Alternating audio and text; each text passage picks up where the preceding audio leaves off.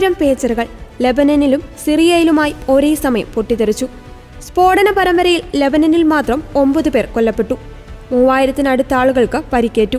ഹിസ്ബുള്ളയെ വിറപ്പിച്ച ഇത്രയധികം സ്ഫോടനങ്ങൾക്ക് കാരണമായത് ഒരു ഇത്തിരി കുഞ്ഞൻ ഉപകരണമാണ്. ഇത് കണ്ടുപിടിച്ചതാകട്ടെ ഒരു ജൂത എഞ്ചിനീയറും. 1949-ലാണ് ജൂത എഞ്ചിനീയറായ ആൽഫ്രഡ് ജെ ഗ്രോസ് പേജർ കണ്ടുപിടിക്കുന്നത്. ആദ്യത്തെ വാക്കി ടോക്കി ഉൾപ്പെടെ നിരവധി ഹാൻഡ്ഹെൽഡ് ആശയവിനിമയ ഉപകരണങ്ങളുടെ ഉപജ്ഞാതാവാണ് ആൽഫ്രഡ് ജെ ഗ്രോസ്. കപ്പൽ പര്യവേഷണം ചെയ്യുന്നതിനിടയിൽ ഗ്രോസ് റേഡിയോ ഓപ്പറേറ്ററെ കണ്ടുമുട്ടുകയും സംപ്രേഷണം കേൾക്കാൻ റേഡിയോ റൂമിലേക്ക് ക്ഷണിക്കുകയും ചെയ്തതായിരുന്നു ഗ്രോസിന്റെ കരിയർ വരെ മാറ്റിമറിക്കുവാൻ കാരണമായ കണ്ടുപിടുത്തത്തിലേക്ക് നയിച്ചത്. വാക്കി ടോക്കി, ചാരപ്പണിക്ക് വേണ്ടിയുള്ള two way ground to air radio system, pager എന്നിവ ഇദ്ദേഹത്തിന്റെ കണ്ടുപിടുത്തങ്ങളാണ്. ഇസ്രായേൽ കണ്ടുപിടിച്ച പേജർ ഉപകരണം തന്നെയാണ് ഇപ്പോൾ ഹിസ്ബുള്ളയ്ക്ക് തിരിച്ചടിയായത്. ലെബനനിലെ ഇസ്രായേലിന്റെ പിന്തുണയുള്ള സായുധ സംഘമായ ഹിസ്ബുള്ളയ്ക്കെതിരെ പേജറുകൾ ഉപയോഗിച്ച് സ്ഫോടന പരമ്പര നടത്തുവാൻ ഇസ്രായേൽ മാസങ്ങൾക്ക് മുൻപ് തന്നെ തയ്യാറെടുപ്പുകൾ തുടങ്ങിയിരുന്നെന്നാണ് പല റിപ്പോർട്ടുകളും ആരോപിക്കുന്നത്.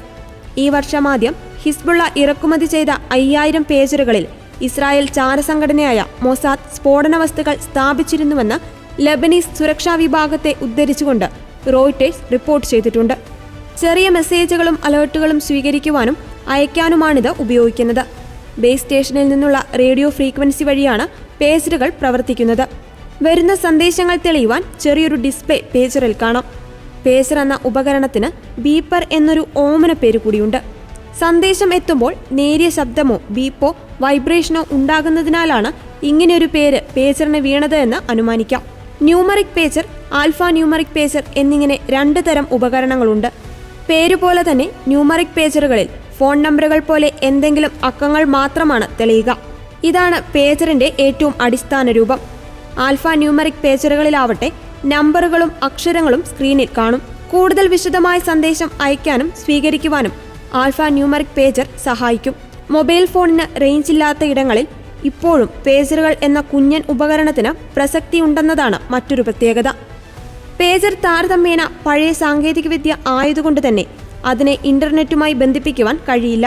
അതിനാൽ മൊബൈൽ അല്ലെങ്കിൽ സ്മാർട്ട് ഫോണുകൾ ഉപയോഗിക്കുമ്പോൾ സാധാരണയായി കാണുന്ന സൈബർ ആക്രമണങ്ങളിൽ നിന്നും ചാരനിരീക്ഷണ ശ്രമങ്ങളിൽ നിന്നും ഒരു പരിധിവരെ സുരക്ഷിതമാണ് പേജറുകൾ.